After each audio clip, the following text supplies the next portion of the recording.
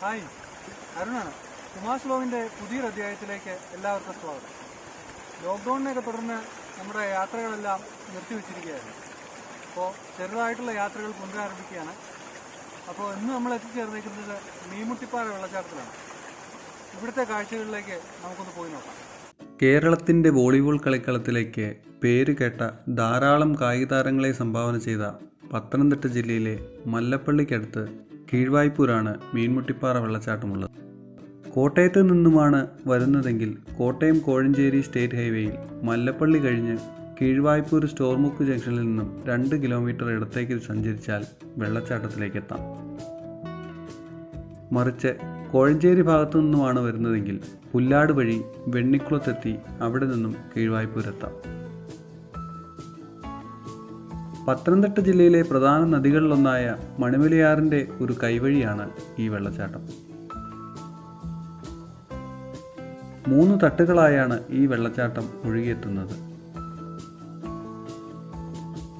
3 തട്ടുകളിൽ നിന്നും 3 തരം മനസ്സ് നിറയ്ക്കുന്ന കാഴ്ചാനുഭവങ്ങളാണ് നമുക്ക് ലഭിക്കുന്നത്.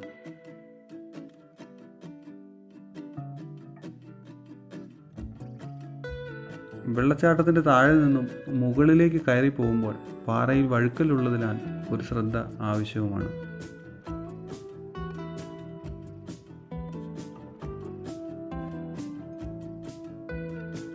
തെളിഞ്ഞു ശുദ്ധമായി പാറകളിലൂടെ പതിച്ച് സുന്ദരമായ ഒരു ദൃശ്യാനുഭവം മീൻമുട്ടിപ്പാറ കാഴ്ചക്കാർക്ക് സമ്മാനിക്കുന്നു.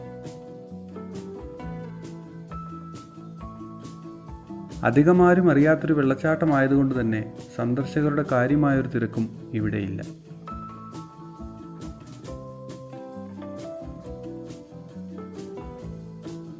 കുടുംബസമേതം വന്ന് കാഴ്ചകൾ ആസ്വദിച്ച് സമയം ചിലവഴിക്കാൻ അനുയോജ്യമായൊരു വെള്ളച്ചാട്ടമാണ് മീൻമുട്ടിപ്പാറയിലേത്.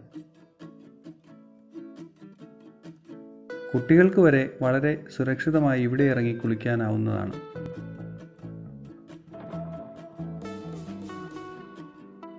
നുരഞ്ഞു പതഞ്ഞൊഴുകുന്ന മീൻമുട്ടിപ്പാറ ഒരിക്കൽ ഇവിടം സന്ദർശിച്ചവരെ വീണ്ടും ഇവിടേക്ക് ആകർഷിക്കുന്നു. അപകട സാധ്യത വളരെ കുറവും കാഴ്ചാ സൗന്ദര്യത്തിന് ഒട്ടും കുറവുമില്ലാത്ത ഒരു വെള്ളച്ചാട്ടമാണ് മീൻമുട്ടിപ്പാറ വെള്ളച്ചാട്ടം.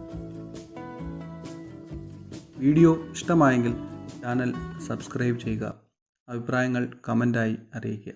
പുതിയൊരു വീഡിയോയിൽ കാണുന്നതുവരേക്കും നന്ദി.